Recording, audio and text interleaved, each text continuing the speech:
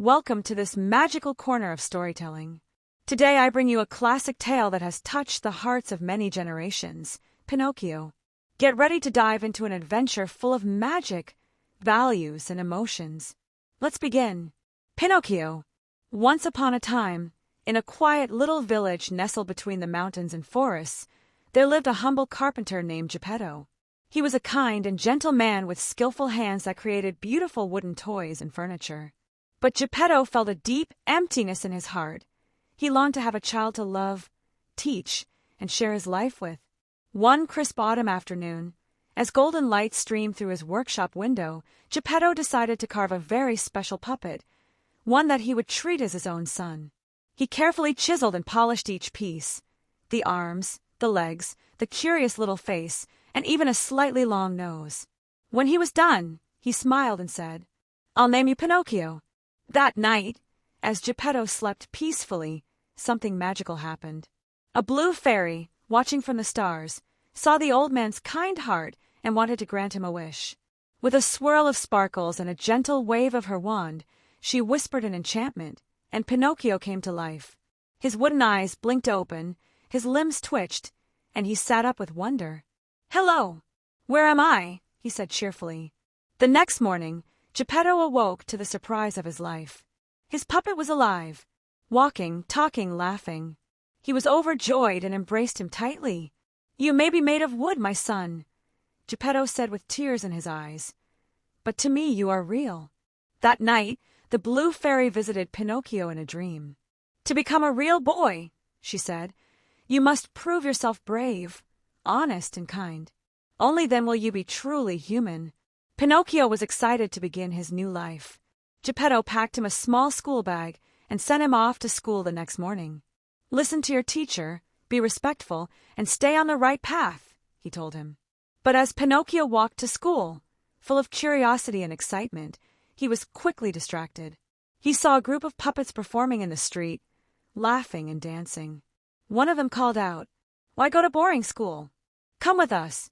Life is all fun and games." Pinocchio hesitated. School could wait, right? He joined them, dancing and laughing, forgetting all about Geppetto's words. But the fun was short-lived. The puppets worked for a greedy puppeteer named Stromboli, who locked Pinocchio in a cage to use him in his shows. Sad and afraid, Pinocchio cried for help. Suddenly, the blue fairy appeared. "Why didn't you go to school?" she asked. The books flew away, and a monster chased me into the theater." Pinocchio lied. At that very moment, his nose began to grow. Longer and longer with each lie. "Your nose will grow every time you lie," the fairy warned.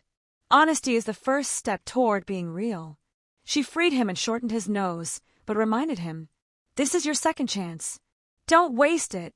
Pinocchio promised to be better. But temptation was everywhere. Soon, he met a sly fox and a sneaky cat who convinced him that if he planted his coins in the field of wonders, a tree of gold would grow.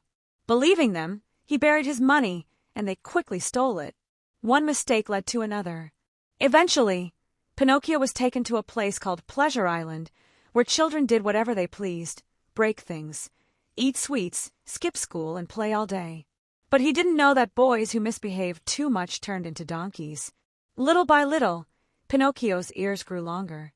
He brayed like a donkey and realized he had been tricked again. Afraid, he escaped just in time, but now he truly wanted to change. Meanwhile, Geppetto had gone searching for Pinocchio. He sailed across seas, climbed mountains, wandered forests, until a terrible storm at sea swallowed his boat whole, and he was eaten by a giant whale. When Pinocchio learned what happened, he didn't hesitate. He dove into the ocean, braving powerful waves and swirling currents. Deep beneath the surface, he too was swallowed by the same whale. In the belly of the beast, he heard a familiar voice. "Pinocchio! Papa!" he cried. They hugged tightly. Together, they lit a fire to make the whale sneeze. With a mighty blow, they were launched out of its mouth and landed safely on the shore. Exhausted, wet, but safe, Pinocchio had finally shown what it meant to be brave and selfless. The blue fairy appeared one last time. "You have learned to be honest, courageous, and kind. Your heart is now truly human." With a sparkle of magic, Pinocchio was transformed into a real boy. He had skin, warm blood, and a beating heart. Geppetto couldn't believe it. "You're real, my boy. You're really real." From that day on, Pinocchio was loving, respectful, and eager to learn. He helped Geppetto in the workshop, studied hard, and never forgot the lessons he had learned. Moral of the story: we all make mistakes, but what matters most is learning from them. Honesty, bravery, and kindness are the true signs of being real, not just on the outside, but in the heart. And that's the end of Pinocchio's story, a tale that reminds us of the importance of being honest, brave, and kind. If you enjoyed the story, don't forget to subscribe, give it a like, and share it with someone special. See you in the next story.